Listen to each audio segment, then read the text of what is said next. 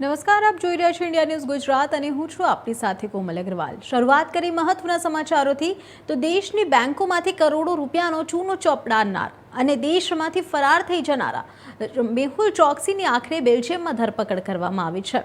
તો ત્યારે ભાવનગરના દિયા નિર્માણ જ્વેલર્સવાળા દિગ્વિજયસિંહ જાડેજા સાથે પણ મેહુલ ચોકસીએ મોટી કિંમતની છેતરપિંડી કરી હોવાનું સામે આવ્યું। મેહુલ ચોકસીએ ભાવનગરના વેપારી સાથે રૂપિયા 128 કરોડની છેતરપિંડી કરી।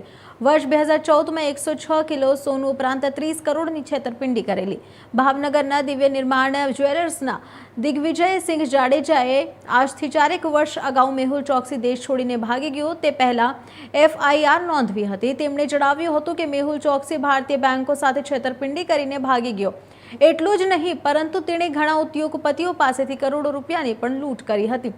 ભાવનગરના રહેવાસી દિગ્વિજયસિંહે કહ્યું કે તેણે ચોકસીની કંપનીમાં રોકાણ તરીકે 106 કિલો સોનું રાખ્યું હતું અને બીજા 30 કરોડ રૂપિયા રોકાડા આપ્યા હતા। તો કુલ લગભગ 128 કરોડની છેતરપિંડીનો આરોપ મૂકવામાં આવ્યો છે। વધુમાં દિવ્ય નિર્માણ જ્વેલર્સવાળા દિગ્વિજયસિંહ જાડેજાએ જણાવ્યું હતું કે મેહુલ ચોકસીને વર્ષ 2010માં ફ્રેન્ચાઇઝીના નામે આપવામાં આવી હતી તો પરંતુ આજ સુધી તેમને ફ્રેન્ચાઇઝી મળી નથી।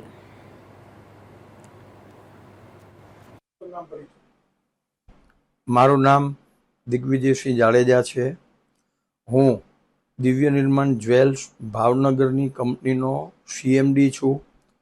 મેહુલ ચોકસીની કંપની ગીતાંજલિ જ્વેલ્સમાં મારી દિવ્ય નિર્માણ જ્વેલ્સ કંપનીએ 106 કિલો ગોલ્ડ બાર અને ભાવનગર, અમદાવાદ, વડોદરા, જામનગર, ભુજ, સુરત, મુંબઈ આવા બધા સ્ટોરો ડેવલપ કરવા અને એના ઓપરેશન તેમજ અન્ય ખર્ચના મળીને કુલ વધારાના 30 કરોડ મળીને જેની આજની બજાર કિંમત 128 થી 30 કરોડ આસપાસ થાય છે તેવી આટલા રૂપિયાની મેહુલ ચોકસીએ મારી સાથે ધોખાધડી અને વિશ્વાસઘાત છેતરપિંડી કરેલ છે, જેની ફરિયાદ મેં state economic offence wing Gandhinagar zone police station ગાંધીનગરમાં જાન્યુઆરી 2015માં FIR ફાઇલ કરાવેલ છે।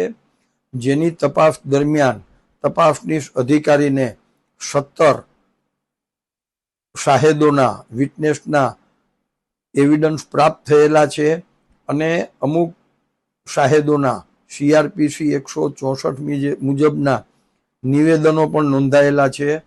આવા પુખ્તા કડક સારા એવિડન્સ મળ્યા હોવા છતાં જે તે સમયે ત્યારના ADGP કક્ષાના અધિકારીએ મારી પાસે 17 લાખ રૂપિયાની લાંચની માગણી કરી